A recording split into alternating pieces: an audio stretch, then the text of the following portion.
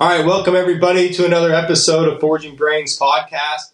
I'm your host, Riley Kirkpatrick. I got my co-host with me, Gavin Cooper. Today is just an episode with me and Gavin kind of mashing on one subject, and it's something that goes on a lot in the farrier world, and that's clinics and competitions. And so we kind of wanted to talk about it from some different views of like, say you want to put on a clinic or a competition, or say you're just you want to be an attendee at a competition or clinic, and both of them have a learning curve to them. And Gavin and I have both attended a lot of clinics and competitions, and we have both been able to be clinicians and put on clinics. Me and my wife would put on a decent clinic every year, usually, maybe one or two, and we would do private clinics every year, just like small groups. It was all included, you know? So I think we got a good little experience background on this that we kind of throw some stuff at you guys, and hopefully it helps people put on more clinics and competitions, themselves if they're interested to it, or make it not as scary to go to one and the learning curve not as harsh. Because we get asked, all the time, like, oh, is that going to be a good clinic to go to? Like, what makes them a good clinician? And then there's also like people that ask, like, how hard is it to put on a clinic or a contest? So this will be kind of a good subject to touch on. Yeah, and I think for the most part, and I think is like how I thought too, when I first went and put on my first clinic, I thought I had to go through an association to put it on. There was like all this red tape for some reason, where there's really not. You can just do it. You don't have to. You can do it all by yourself. It doesn't matter. So you gotta decide on usually. So say you're gonna put on a clinic, and you're just gonna do a clinic. Competitions have more to them. So if you're gonna do your first thing, a clinic is the best probably route. Easier. Way easier. And so you got to decide what type of clinic you're going to put on. And so that's either going to be, you're going to want to put on a big clinic, with multiple people, no cap on the attendees. Enough to cover fees, right? Yeah. Or, you're just like, whoever comes type of deal. You're just going to put one on. Or you're going to put on a small clinic, where it's going to be a set number of people, so that way people get more hands-on and it's a little bit more beneficial. Yeah. So a couple things to think at from that way is, you got to have a group of people kind of that you have felt out that you kind of know what they want a little bit. So say you have a group of people, we're just going to talk about what we know of. They are interested in forging. And so what would you say is easier, the larger group or the smaller group of attendees? They each have their pros and cons. So The larger group has potential to bring in more money for, say, the association. So I would say if you're trying to put on a clinic for the association, with in mind that you are doing a fundraising pretty much clinic. So you are putting this clinic on with hopes that your association is going to gain some money out of this. So you guys have money to do future things in future, say even an injured farriers fund or anything that a lot of associations have. Yeah. So that's the benefit to a bigger clinic. The problem with a bigger clinic, right, is that you need more room for people to come. So that's not even just more room for people to stand around. You now need more room to park all these people's vehicles. You need more room to house all these people. And you need more room to have all these people go to the bathroom. Yeah, that's a big one. It's a huge one that people kind of forget about. Because you don't want people just shitting on your lawn. No, man. And so if you're going to do a big clinic, the pros to the big clinic is obviously you have potential for more money, but you have also potential to less. If not enough people show up, the fee isn't already agreed on higher. You kind of price it with the hopes that more people are going to show up, so it's a little bit cheaper per person. Because it's more work for the clinician with the more people there are, I would imagine. It can be. It can be usually with a bigger clinic. Hey guys, just want to talk about Yukon Forge.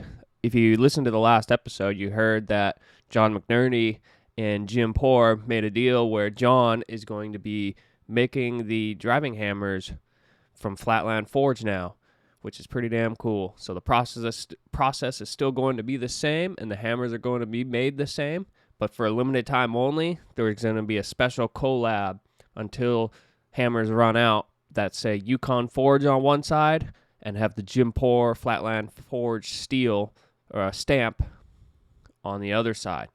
So to order those, go to www.yukonforge.com and use code BRAINS. Get you 10% off and try to get yourself a cool hammer.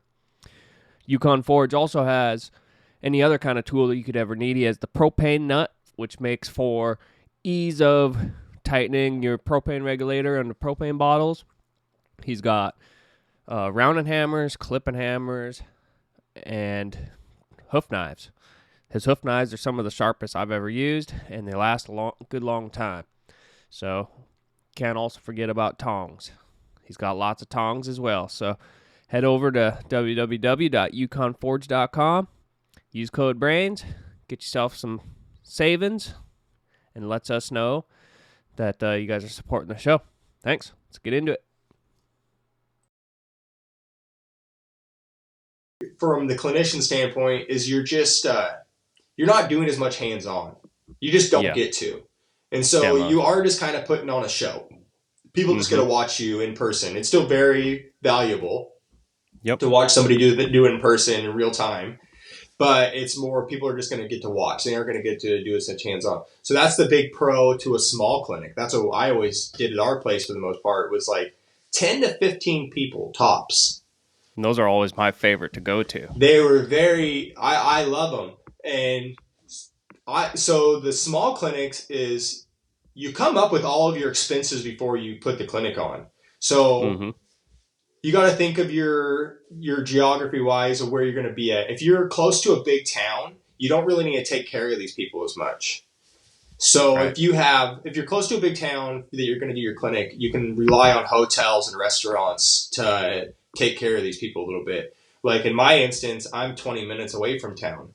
And so and it's not a big town. It's not a big town at all. So it's like we need to rely on to take care of these people. So just in our fees and my expenses, we plan on feeding everybody, outhouses for everybody, and everybody. Luckily, you have the room.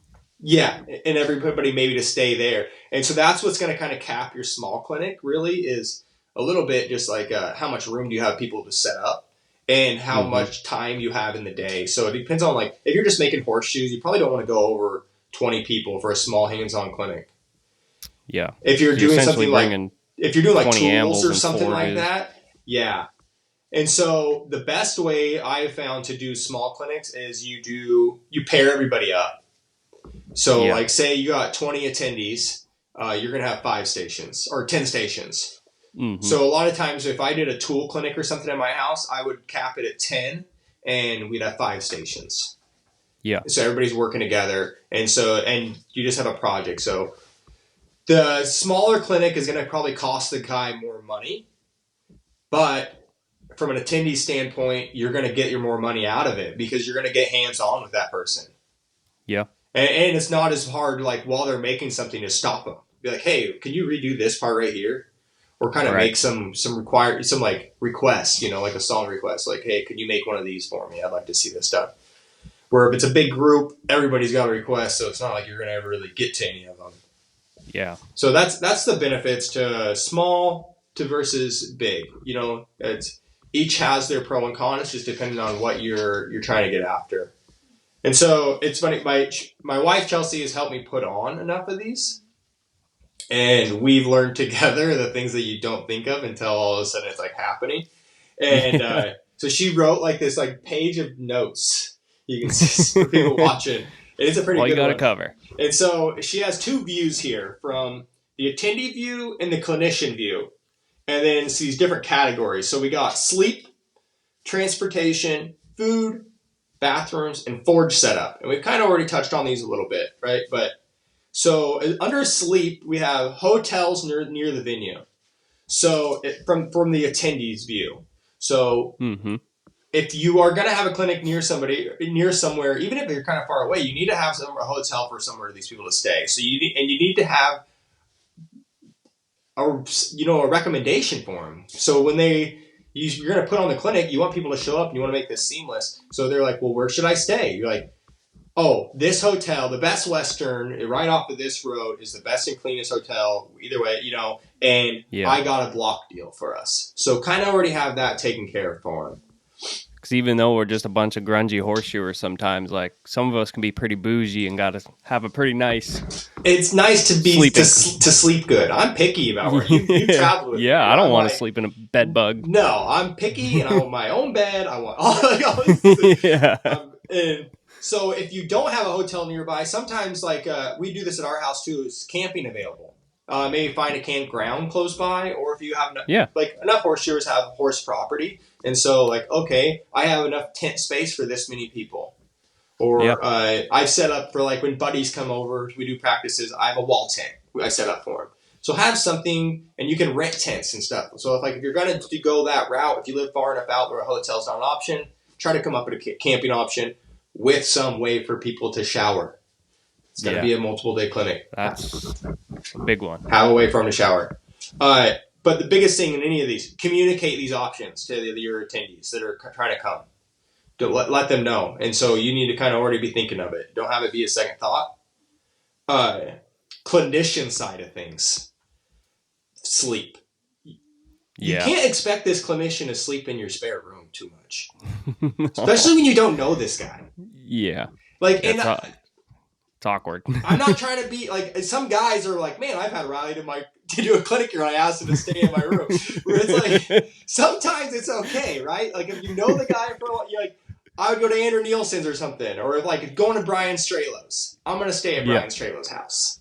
I'm not going to probably get a hotel. But we know them. And even knowing them, it's super awkward when you, say you're flying this clinician in. He flies in. Usually we're all busy, so we want a later flight. We get in, and you guys all go to bed. Well, we're still kind of wound up from the flight day and everything, trying to go to sleep. Yeah. And now I got to go take a shit in the middle of the night. Well, you got a fucking cow dog that sleeps in the living room. That fucker is definitely wrapping off as soon as I walk out there. It's I'm going to wake what the hell's going on. I'm going to wake your whole family up and maybe kick your dog. It's it's a no-win situation here. Yeah. It's so it's just best to get them their own space. Get them a hotel room. Ask them, hey, what's your preference? Do you want this type of hotel room? Do you want an Airbnb? I live far away, so I would borrow a camp trailer from my parents. My parents have a really nice camp trailer, and I would set that up really nice for the clinicians, so they have their own space to be. Yeah. If you know the person and everything, whatever. But it's nice to take care of the person, and so they can give you the best throughout the weekend because they're feeling their best and they're the most comfortable. And so just there to and then know that cost. Once you know how much that's going to cost you to pay for the clinician, now you can put that expense into how much it's going to cost you to put this clinic on. Next category she's got for us here is transportation. So from the attendees' point of view, you need to know the nearest airport to the venue. That is super helpful when people are trying to book a trip in, to know which airport's there. If there's room for parking at your place or what you're going to do for parking, you need to expect some of these horseshoers are going to show up with trailers. And so you need to know about how many people are going to come and know where you're going to put all these people. They can't be all the first year we ever put on a clinic, and I remember the trucks pulling into the arena, and they're like, "Where do you want me?" And I was like, "I don't know. I have was this I the didn't even sisters think one? about this." No, this was even before that. This was at the Oregon Farrier School. Oh, I hadn't been to that one then. Yeah. So, and then expect to have trailer turnaround room. You can get people in a bind that aren't always the best trailer drivers. And then know if people will have to pay to park. Say if you're having it at a fairgrounds or something like that. Sometimes those people will expect you to pay to park. And so kind of know that and let your attendees know that beforehand. I hate that. Man, that drives me nuts. We have been to multiple together where you're showing up in the rental car and they're like, well, it's going to be this much to park. I don't have cash. Why would I have cash on me? Oh, fuck, that pisses me off. So that's transportation from the attendee view. That's pretty good ones right there. From the clinician view, transportation. You need to know how you're going to get them from the airport to the venue. Or ask them if they want a rental car for themselves. Yeah. I know it's trying to save a little bit of money, but a rental car is really not going to add up that much money when you split it apart to everybody for a clinician. And now he can take care of himself. He can get himself to and from the place in the morning, go get something to eat if he wants to, anything like that. Or if you're willing to do it, but have the transportation figured out for him, or ask them what they kind of prefer. Every time I go somewhere, I just have someone drive me around a little bit, but it is always kind of awkward when you got to ask somebody like, man, I kind of need to go to the store. You know, like I forgot toothpaste. Like, something random. If flying, you're probably going to have to fly your clinician in.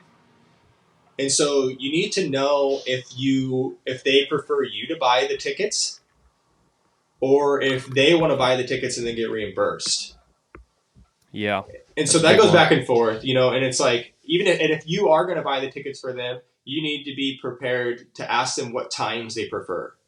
Don't buy this guy a red eye and expect him to fly in at, land at 1 a.m. and the clinic starts at 6 the next morning. Be able to perform. You're going to get a shitty clinic. Yeah. Yeah. So you got to have them have their flights figured out, have something they're comfortable with, have something that they're able to get some rest beforehand. And if they want to leave early out, have that ready for them. But the beauty of, technology these days, like when booking your flight or whatever, you can look up the flight. And then with like PayPal and Venmo or whatever, like they can just send you that money and you can book the flight. Yep. So they've paid for the flight, but you've booked it yourself. Yep. So there is that way of doing it as well. So that's how I do them now. From what I've learned is like I like to buy my own flights so I get exactly the times that I want and I can use the airline that I want and I get miles. And so if I buy the flight, I get the miles for it and then they reimburse me. So they call it double dipping if you want, but it works out. You're the one on the airplane. Yeah, it works out best for me. So just make it easy as possible for the clinicians to get in and out of there. So you can get there again. Like you want to get the best clinic out of these guys you possibly can. So have them taken care of. Next one is food. Food's a big one. It's like people are going to be burning calories. Working. So are you going to provide the meals? If not, does the schedule give time for people to go get food? Yeah. It's usually easier to have it prepared and brought to the venue instead of having people disappear. Yep. And then sometimes a meal takes longer because the restaurant was busy or whatever. So expect that as an attendee. If you're thinking the price is a little high, but then you see that food's included. It's a big one. That's a big one. That's a lot, especially depending on places you're going. I mean, sometimes you go to Brian's house, you might get steak and salmon for the night. Even your house, like Chelsea's a damn good cook. So and we would get people saying well, man, the price is kind of high. It's like, well, it's a private hands-on clinic and my wife's going to feed you very, very well. Like it's a bed and breakfast for the weekend. It's plug and play. We always loved when people left and they're like, man, this is like the farrier's retreat. It was like the little hangout. Ladies and gentlemen, I want to tell you about the fine folks from World Championship Blacksmith. They just wrapped up with the season opener in Madison, Wisconsin, and have the Roadrunner Classic coming up in Edgewood, New Mexico, June 26th, and the entry deadline for that is May 31st. So I figured I'd let you guys know, so that way you can be on top of it. The sole focus is so you can become better, and putting yourself in that environment will push you to an area that you didn't even know you had within yourself. The WCB is about holding on to tried and true methods of trimming, shoemaking, and most of all, fit. The goal is always to have the horse better off in the end. The farrier to become efficient and skilled to whatever comes to their way that they can tackle. They're doing more than just putting on horseshoeing competitions. They're creating a community amongst us of the greatest hardworking folks that'll step up and help you along the way. The WCB is putting on the greatest horseshoeing contests in the world, and we personally believe here at Forging Brains Podcast that it's important to test yourself and try to become better every day. So it's awesome to have the World Championship Blacksmiths sponsor the show. Help support them by going to their website, www.worldchampionshipblacksmiths.com, and buy some merch to show your support and use code BRAINS for 10% off your order. It's not including contest or membership fees. We look forward to seeing you down the road, and thanks for sponsoring the show. So know how, you don't make the schedule so tight that people only have an hour to eat. Because then they're only going to go and end up finding some Taco Bell. They're going to be feeling like shit, and nobody's going to be doing good at the clinic. So know how you're going to feed. If you're supplying a meal that's bought, like catered or something, don't buy like 20 cheeseburgers from McDonald's. No, You know? no, like really, the cheapest you're gonna want to go is pizza. Yeah. Like a pizza day for lunch, that's okay. Other than that, try to take care of the people that are coming to your clinic, because if not, no one's gonna come the next time you put one on. Because I guarantee, even if the clinician sucked, they'd be like, "Man, the food was so good." Yeah, the environment. environment. That'll bring them back. Like it. So try to go through that, and then you can kind of make a list. If you're doing the food, you can kind of make a menu beforehand and do a little bit of like grocery shopping online or something, and make like a grocery order. And then now you know the cost of your groceries, and then you can put that into the final expenses, and so you can break it down for how much the clinic's going to cost for everybody. From the clinician side of things on food, know what this person likes. Yeah. Know if and is or allergic to. That's our next one. Like, do they have any allergies? Like, if accommodations are at the venue, is like, is there food after hours for this person if you're going to send them back to the hotel? That's always a doozy. Know what's around. And so, like, that can go back a little bit in between these two, of transportation and food. If you're going to be picking this clinician up from the airport very late at night, warn him. Say, hey, everything in our town is going to be closed. Grab food at your layover. Yeah. Or, hey, do you want me to grab food earlier in the day and cook for you when you get back? Like, have a plan to feed this person when they get there. But also know kind of what they like, and know if they like. If you're a clinician and someone asks you what you like to drink, man, if they got your gin and tonic that you like when you come there, that they're going to really perform for you. They're going to do good things, because they feel taken care of. I've been to clinics where I don't feel appreciated, and I feel like where they feel like get to use me up, and I guarantee they did not get as good of a clinic as the people that I felt appreciated at. Because when I feel appreciated, I'm going to put out more for them and do even more and try to work my ass off, right? Mm-hmm. So kind of try to take care of them on the food and drink side of things. And if another big one is water. No, don't buy just one case of water for a whole group of people. The amount of water everybody goes through, it's insane. It's unreal. And not just drinking water. Water for everybody's at their forge. Yeah. For their buckets. And then tons of drinking water. I know myself, I'm going to drink 3 or 4 Nalgene's a day. Yeah. So I'm going to need someone to refill these things, Well, it's even crazy, like when you go to like a WCB event, she's always got like a mountain of water cases stacked up underneath the trailer. And then like second day of the contest or whatever, like they're like, oh shit, we got to go get more water. And it's like they thought they had enough, but it's always like they go through so much more than you can ever plan for almost. And it's crazy. Something that everybody attending takes for granted. They're like, well, there'll be water, won't there?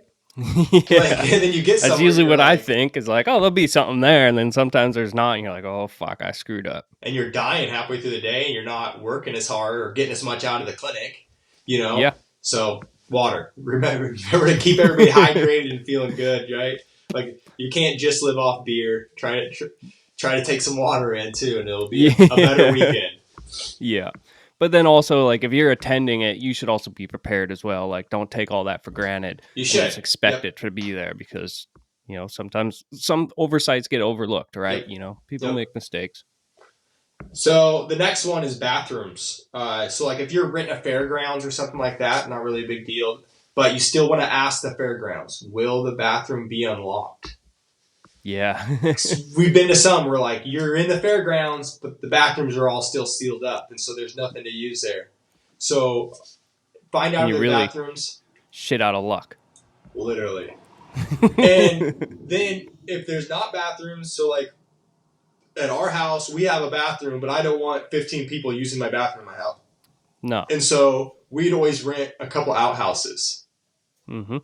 Really pretty cost effective. It's not that expensive. They take all the shit out and everything with them. It's gone. It's away from you. Yeah. Right after the weekend's over, they're out of there. I think it's a really good idea. So if you're going to put on a little clinic at your house or somewhere like that, or an arena, even if you're putting on one at your client's arena or something like that. Yeah, it's better than just assuming like you can use their barn bathroom. Yeah, because trust me, they're never going to let you use the arena again after the weekend in the bath. Side note, the grossest bathroom I've ever seen in my life was at a horseshoeing competition. Yeah, well, I'll say, they're pretty rank sometimes. Dude, Madison that one year, it was overflowing.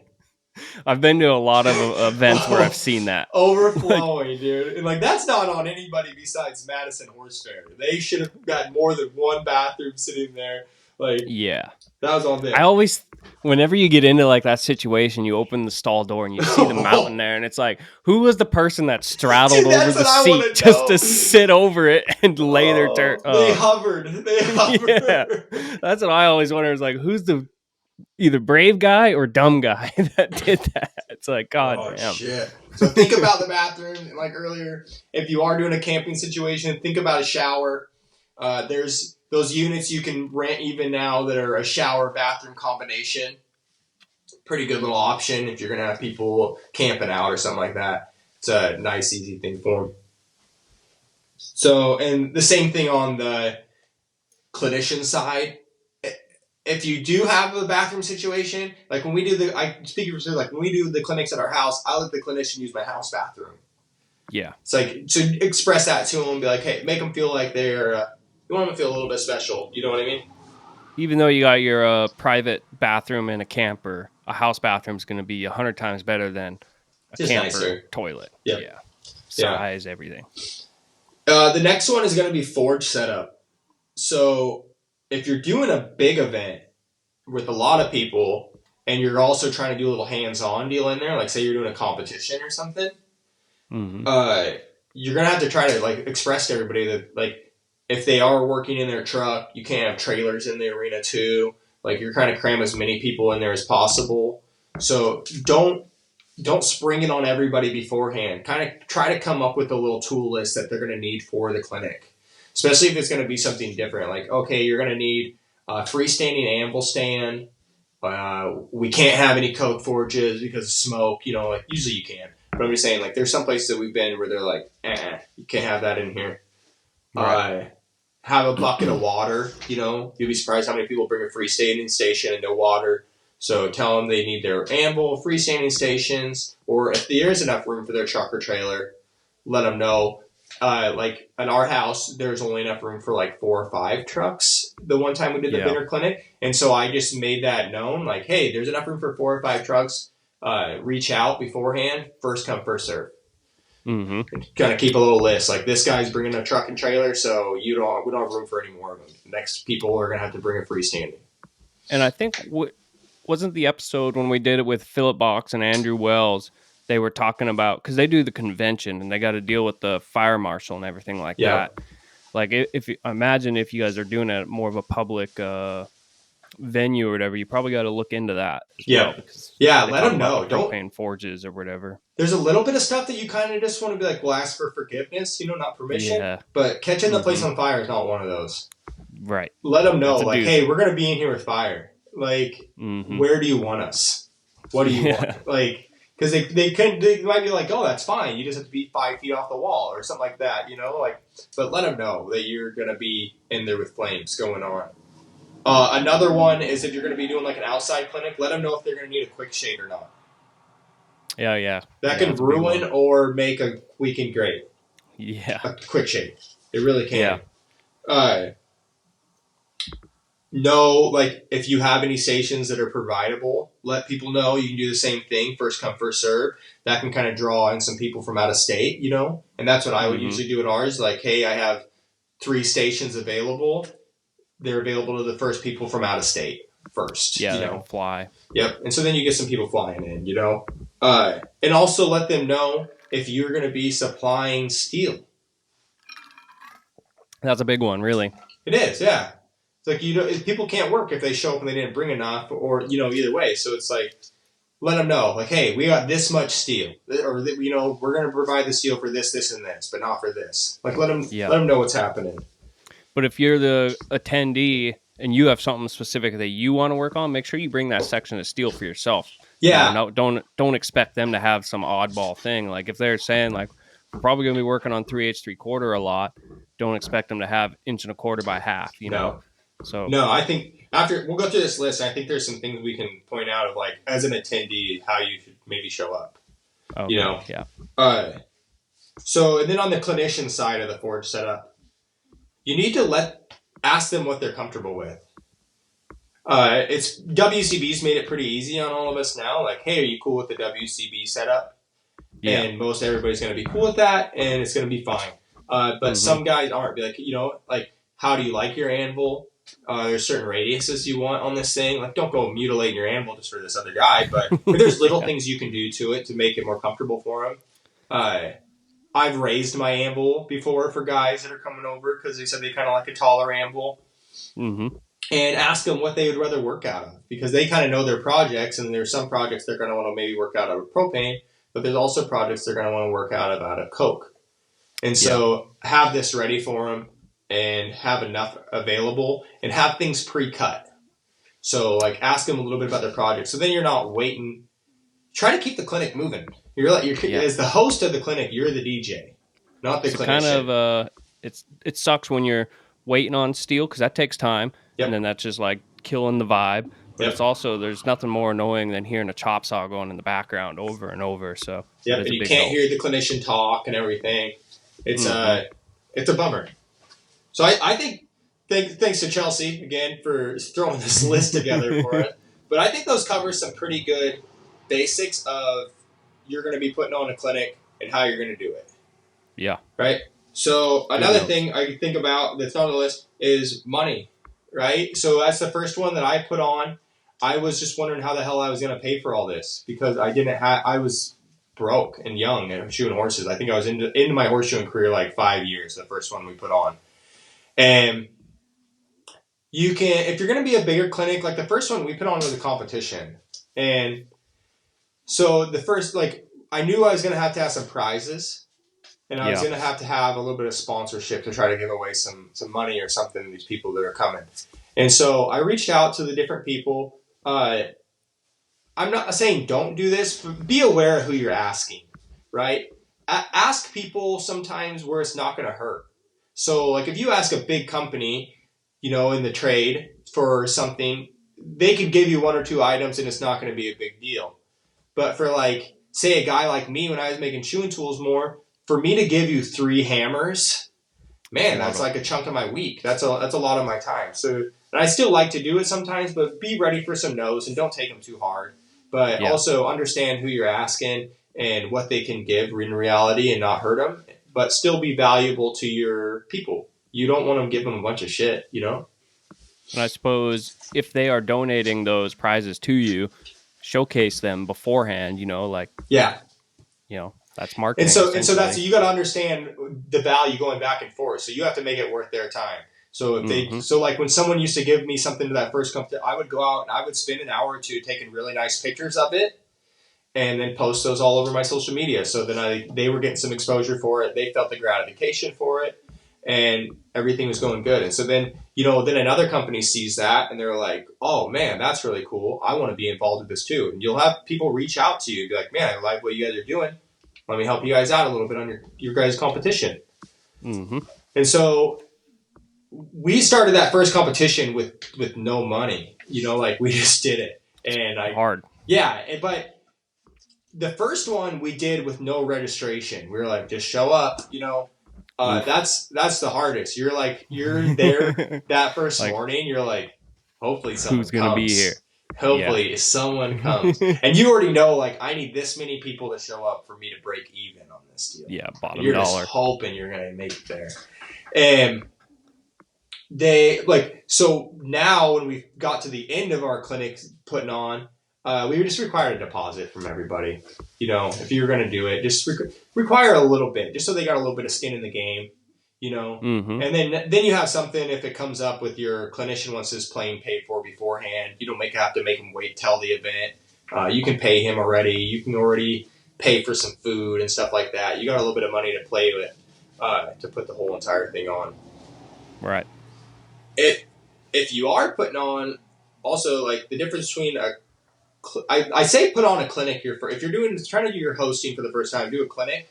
Because once it's happening, it doesn't really matter. Everything's good now. It's a good weekend. competitions, everything's hitting the fan all the time. Like, you always got this guy that thinks this other guy's breaking the rules. You know, and they're bringing up rules you didn't even think of. Yeah. And so it's like, if you're going to be putting on, say you put on a clinic and now you're going to put on a competition. Well, hopefully you've gone to a couple competitions, so you kind of are aware. It's a big deal. How things happen. Let's talk about the greatest farrier supply house in the world, Wellshot. It's not every day you have a business that's invested in you and wants to do the best they can do for you. The whole crew over at Wellshot are some of the nicest folks you'll meet in this trade. The owner, John Harshbarger, does so much for us in this trade by supporting as much events as he possibly can. I see Wellshot is sponsoring so many events and can't help but think that somebody cares. Every year they host the largest free clinic in the world, put on by the World Championship Blacksmiths, by allowing us all to come and learn and try to become better. Wellshot has everything you could possibly need in your farrier practice. It'd probably take all day to list every product they provide, but whatever brand you use, they'll have it. Aside from products, they also carry all the top tools made by the best in our industry. So when you go to checkout at www.wellshot.com, use code BRAINS and you'll receive a special gift in your order free of charge. Plus, that helps support us at Forging Brains. Can't say enough good things about the folks at Wellshot. It still blows my mind that they can get away with $10 shipping anywhere in the continental U.S. And don't forget, they have basically every anvil that you could possibly need or want to use in supply. So go over there and check them out and use code BRAINS at checkout to help show your support. Thanks, everyone. When you're making the schedule for the day, be aware of what you're making people do. You can't make people do 2 1-hour classes back to back that are really hard classes. People are going to be drained out and not having a good time anymore. So try to keep it fun and don't try to stack. You want everybody to get their money's worth, but you don't want to stack too much up on there. You also need to have a scoring system. And this is something you can already talk about with the clinician. They're the experienced person in this thing, and they probably have an idea how they want something to be scored. But have a scoring system. I've been to multiple before where they don't have a scoring system or nothing, and you're making it up on a notebook piece of paper right before the class. Yeah, have it figured out beforehand. Yeah, like have it figured out. Know the classes, how they're going to go. Don't be afraid to break things up a little bit so people get to watch things. Like, that's one of the biggest benefits to WCB. Yeah, it really sucks when, like, especially for the novice guys, they just, like, that weekend was a blur to them. All they saw was their own anvil. They never even got to watch how these other people put the classes together. So think about that. Try to get them to kind of, it is a tough thing to fit in, though, because there's so much that has to get done and you have only so much allotted time. So it is hard to break those things up, but those are actually like big monumental moments for the younger people of our trade, like being able to sit in there and actually watch maybe like the intermediate or open division, be able to watch them compete, because then they can learn. That's just how I learn, is just by seeing things done. Well, that is the biggest benefit to WCB is you have your 1 hour go, and then you get to watch people the rest of the day. And you get to watch how everybody else puts the class together. But then you go to a local one, and I mean, even open to open, I didn't get to see how Gavin's go in. So that's, like when we go to our local ones, we don't get to just see how each other really do. And so it'd be kind of cool to have it broken up a little bit so people get to watch each other. Take just a little bit more creativity in the schedule and maybe a little bit longer day, but not really. The biggest thing it's going to take is you got to be a little rude to everybody. And I'm not saying sometimes you got to say no. Not even say no. Be like, hey, we're done fucking off. The next class is starting. Yeah. We aren't going to keep dicking around. We're going to start. Like, if you've ever been to a WCB, Craig is like, he's starting with or without you. Yeah. Chopsticks. Let's go. Yep. And so you got to be ready to do that to people as the host. And so that's like, you generally won't get to compete in the contest because you're needing to make everything flow. Yeah. So be ready to kind of like just keep people moving. They're here having fun on their weekend, you know what I mean? So they're kind of lollygagging. So just keep everybody moving along so the schedule can be met, so everything can get done. Yeah, because we see Brian Strelo, he does a lot with FAWS Association, and he he does so much work throughout the weekend, like, and then he still goes and competes, and he's like, man, how enjoyable is that for him being in that situation? Like, that's tough. Very, very hard. Very, very hard. Hard to be the competitor and actually want, and you want to win every time you compete, but like you have all this extra stuff going on in the background. Like, that's a hard thing to juggle. Yeah, I mean, even in the middle of your go, you're thinking about what needs to happen next in the day so everybody has a good day.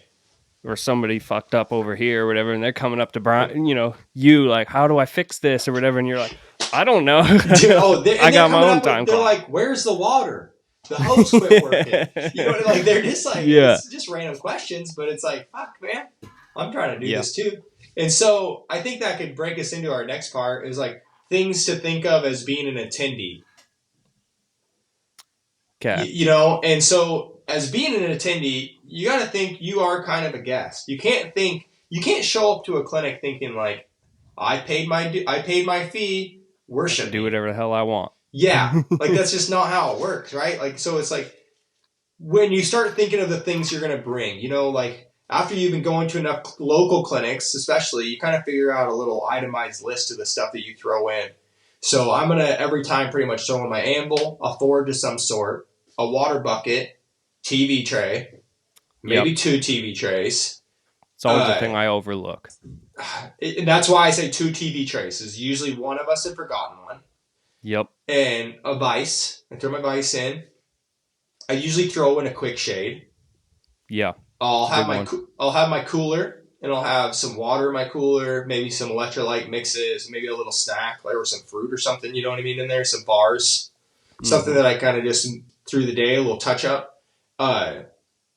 Some steel and some weird steel if I want, I think it's almost like a little known now. I pack, even when I go to flying clinics, I'll pack a bar of tool steel with me, just in case things happen and we want to make something different after hours. So if you want to set yourself up to have a fun weekend, think of coming in with some extra steel, so like if the clinician there's a little lollygagging at night, you can ask the clinician like, hey, make a fuller or, and you got it.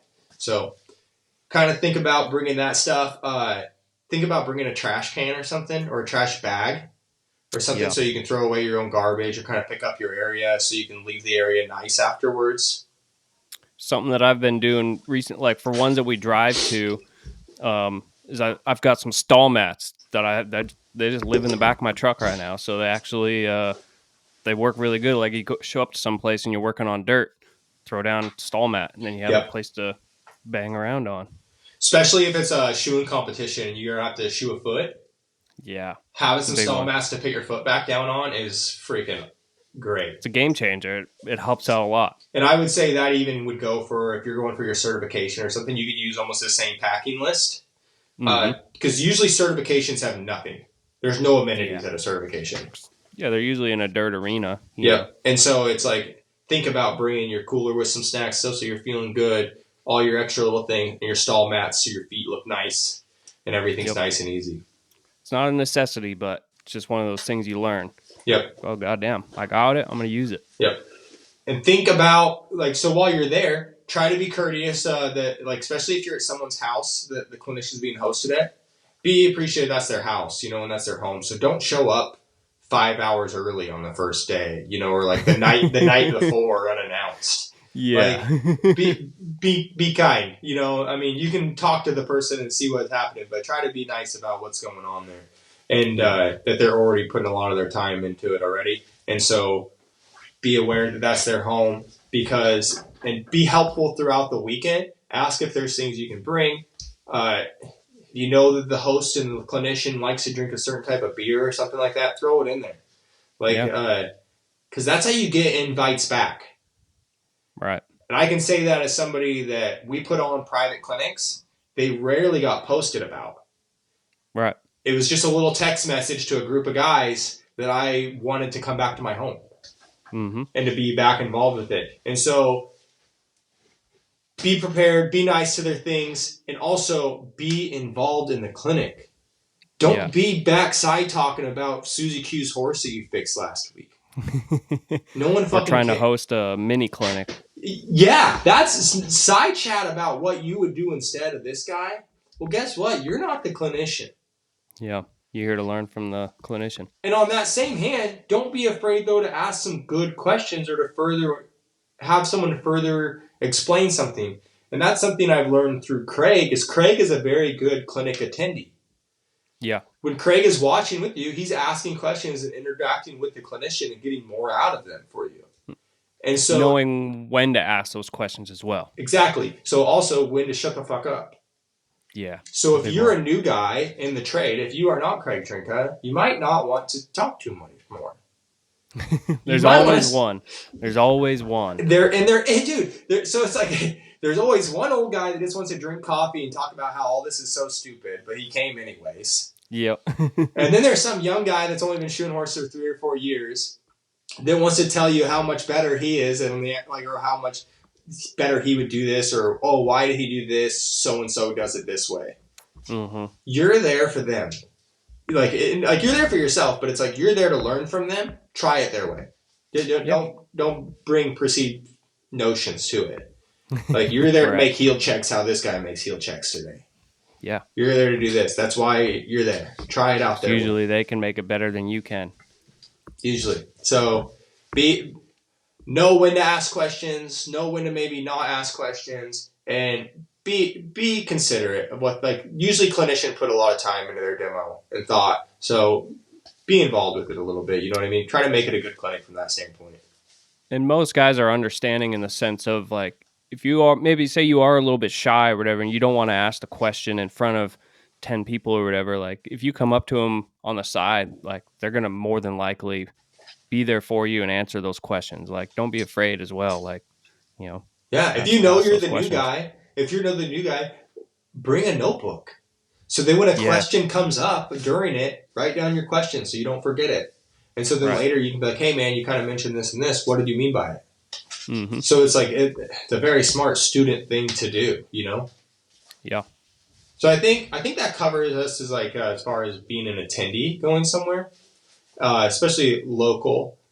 Maybe we can add on a little bit of say you're going to a WCB now. You're going to go fly. Mm-hmm. There's some things that you need to try to think about. So it's like flying wise, and pretty much everybody now, when we fly with tools, we use a Pelican.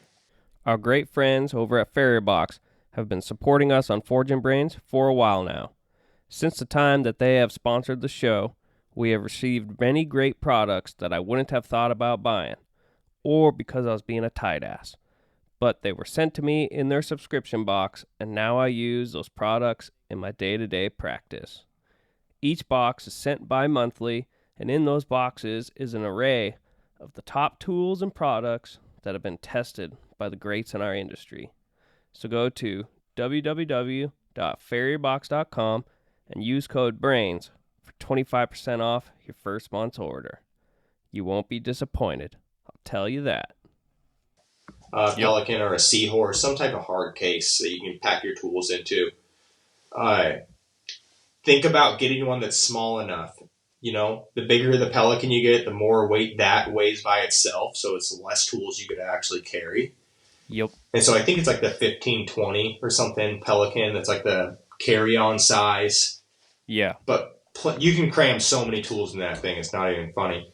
But something to keep aware is there's a 50-pound limit, right? And so it is cheaper to have 2 50-pound bags than it is to have one 70-pound bag. Yeah.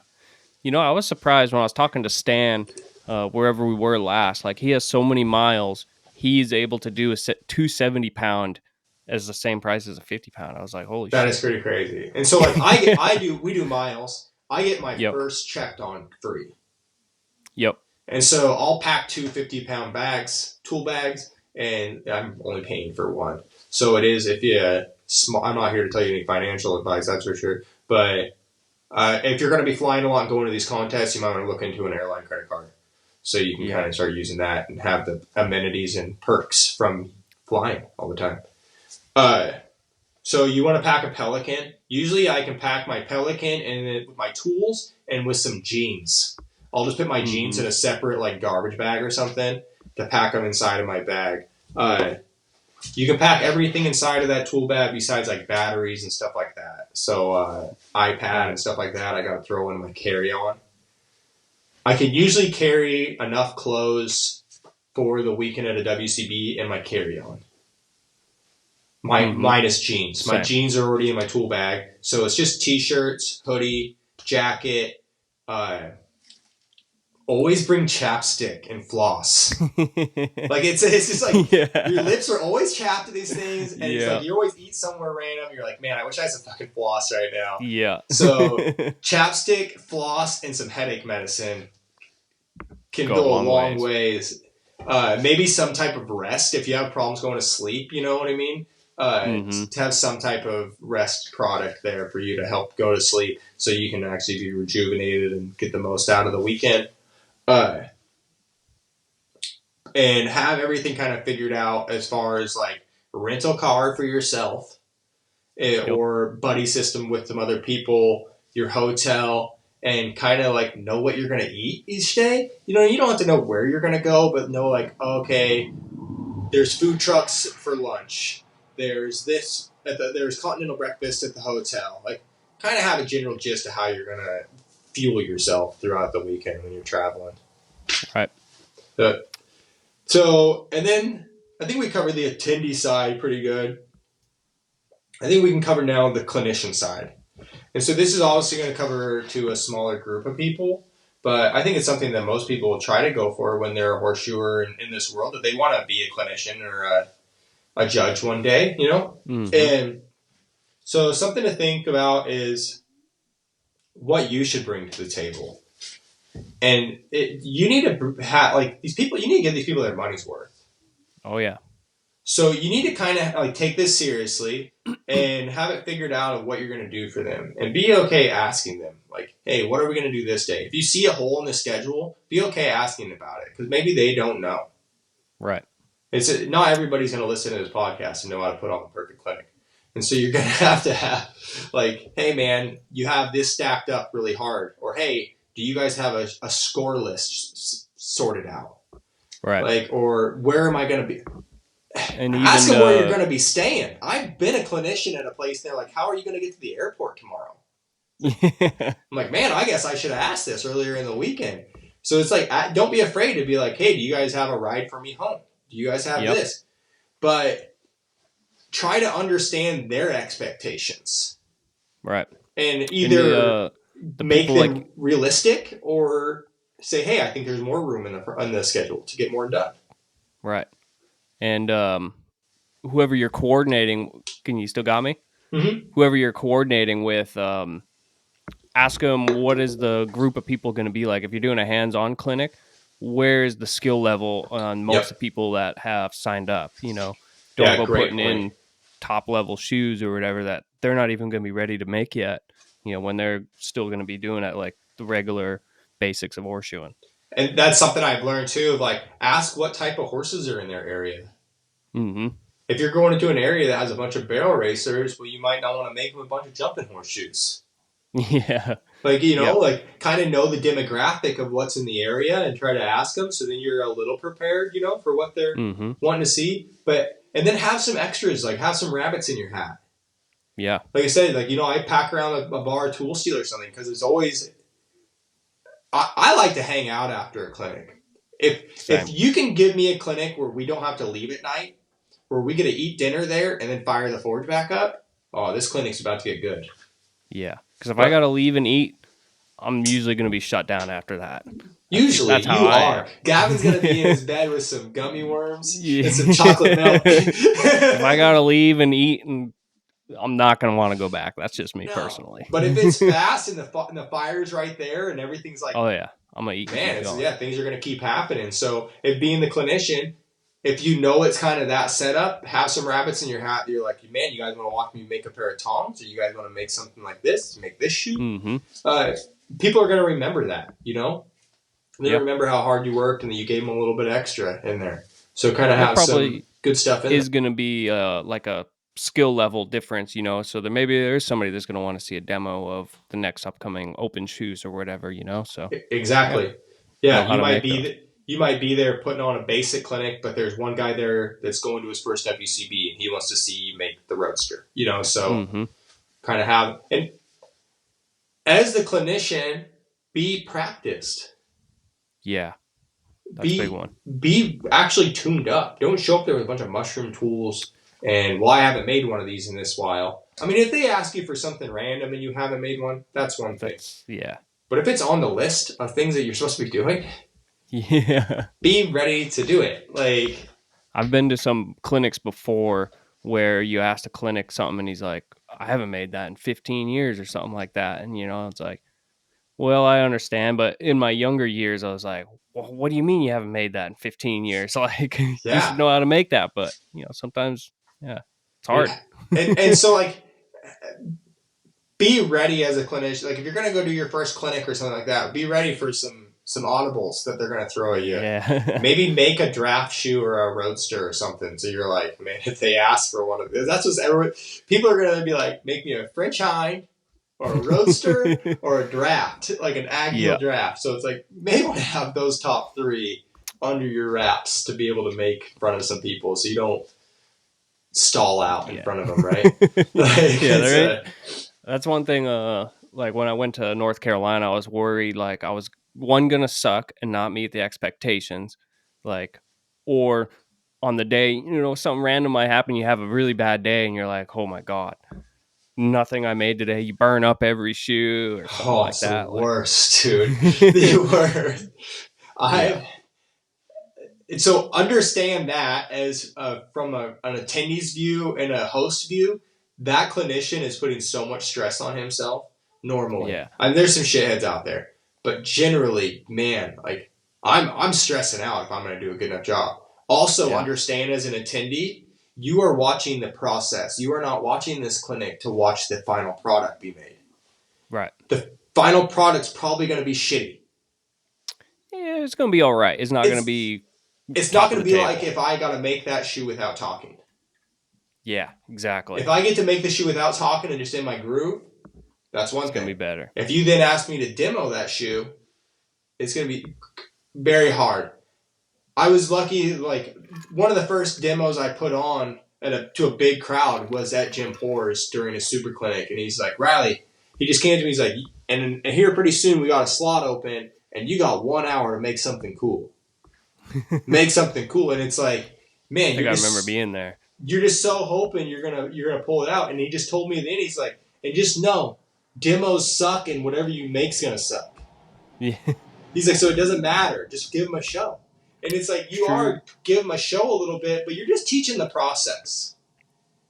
Things are going to be close. Right there. Yeah, but nothing's worse as being the clinician or the judge, and you watch everybody critiquing your shit that you just did. Yeah. I mean, that's what everyone's doing. It needs to be done, but when you make a whole bunch of specimen shoes, and understand that most judges that make specimen shoes, they are now not making any money. No, definitely not. When you're just a clinician and you don't have to make a shoe list, it can be a profitable weekend. Yeah. Like, you can make an okay amount. But when you are the judge and you have to make, especially for a local contest, and you got like 20 shoes to make, 20 specimens, man, you just took like 30 hours of that guy's life, 40 hours of that guy's life. Yeah. So, because he's not going to make just one, probably. He's going to make multiples of them. Yeah. So understand that and take that with a grain of salt when you're looking at their shoes and you're critiquing them to them. Like, no, this guy did try his own. No one tried to make a pile of shit. Obviously, understand their critiques in it or like the holes in it, so you can try to make it as good as possible. But take that with a grain of salt. Have that in the back of your mind. This guy tried. Definitely something that I think is not thought about very much. It's an oversight for sure. Yeah. That's good words of wisdom there that Jim shared with you right there. Yeah, and and it's like I've watched some of the best guys in our industry do demos and then make work that I know was not their best. Yeah. And so I totally now understand it. But when I was first going to things, I'd be like, oh, this guy put a hammer mark in this. Or that took him 3 heats, not 1 heat. It's like, well, yeah, he had to chat his head off to all these people in front of him and Well, work on a rocky anvil with a forge that doesn't get hot enough.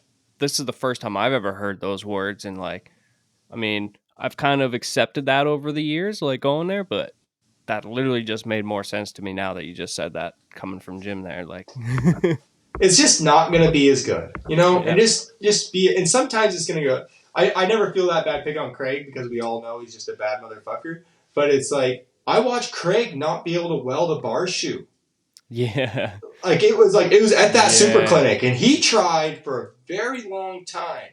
And then he moved on, and he tried brazing the jar caulk on and couldn't get it. Like the fire was just dirty. Shit happens. It had nothing to do with Craig. He just had a very dirty fire. And so, just be acceptant. That's also a little side note. If you are going to have a clinician and you're going to have a coke fire, have your fire clean. Yeah. Have it nice. Unless you have a side blast, don't clean the shit out of it. Yeah, have enough coke. Understand that fire is probably going to go through 2 bags of coke a day. At least. Yeah.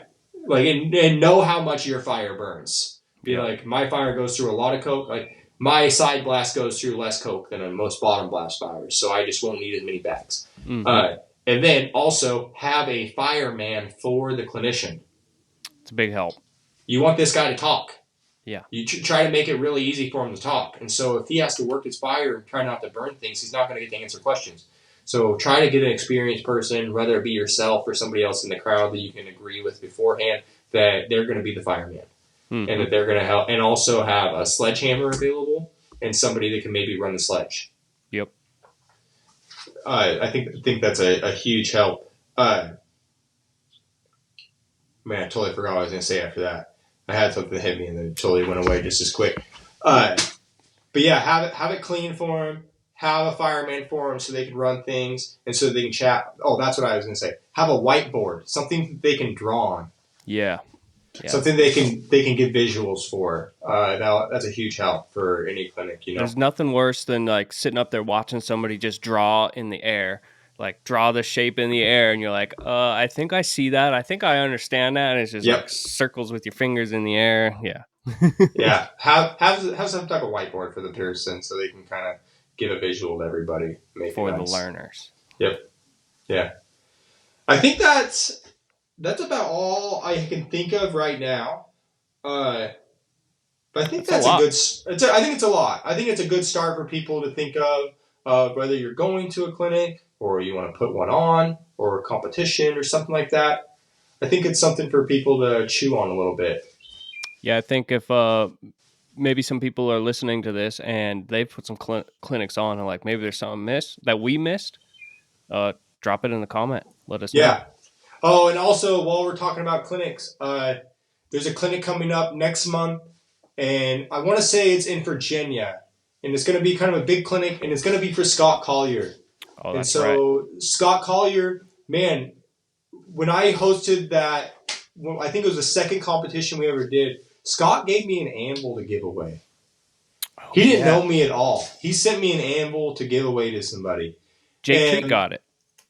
Yep. Jake Treat did win that. Yep. And so, man, Scott was such a huge thing to our trade. There's, like just as big as Jim Poor is, it's pretty hard to go to almost anybody's forging rig and then not have a Scott anvil in there.